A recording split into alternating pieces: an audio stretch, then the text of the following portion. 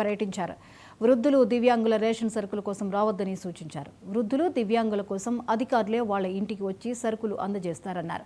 June నెల మొదటి 3 రోజుల్లోనే ఈ వర్గానికి చెందిన మొత్తం కార్డుల్లో 57.79% కార్డులకు రేషన్ సరుకులు ఇంటి వద్దకే పంపిణీ ప్రక్రియ పూర్తయిందన్నారు.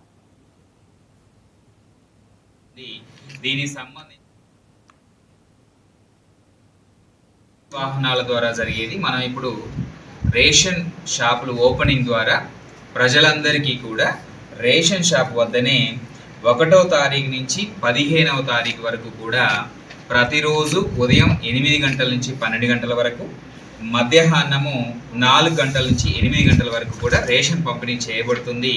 దీనికి సంబంధించి మీడియా ద్వారా, పత్రికల ద్వారా, అన్ని మార్గాల ద్వారా కూడా ప్రజలందరికీ కూడా ఈ సమాచారాన్ని చేరవేయడం జరిగింది. కాబట్టి రేషన్ మిస్ అవ్వడం అంటూ ఏముండదు. ప్రశాంతంగా 1వ తారీఖు నుంచి కూడా 15వ తారీఖు వీలున్నప్పుడు మీరు వెళ్ళి రేషన్ షాప్ల దగ్గర తీసుకోవచ్చు. అయితే ప్రభుత్వము మొత్తము జిల్లా మొత్తంలో కూడా దాదాపు 53,707 కార్డులకు సంబంధించి ఇంటి వద్దనే డెలివరీ ఇస్తున్నాం.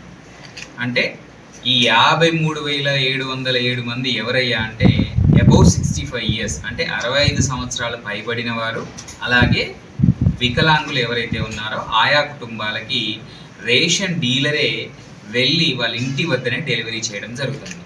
సో ప్రభుత్వము ఈ నెలకి ఇచ్చినటువంటి నిబంధనలు ఏంటంటే 1వ తారీఖు నుంచి 5వ తారీఖు మధ్యలో వీళ్ళకి డిస్ట్రిబ్యూషన్ కంప్లీట్ చేయాలి. అంటే మన దగ్గర 4,97,000 కార్డులు ఉంటే అందులో 53,000 కార్డులకు ఈ 5 రోజుల్లోనే వాళ్ళ ఇంటికి తీసుకెళ్ళి ఇవ్వడం జరుగుతుంది. సో దానికోసమే మనం చూసుకుంటే మనము ఇవాళ 3వ తారీఖు సాయంకాలం 5 అవుతుంది. ఈ రోజు వరకే మేము 31,000 కార్డులు డోర్ డెలివరీ చేయడం జరిగింది. MDU వాహనాలు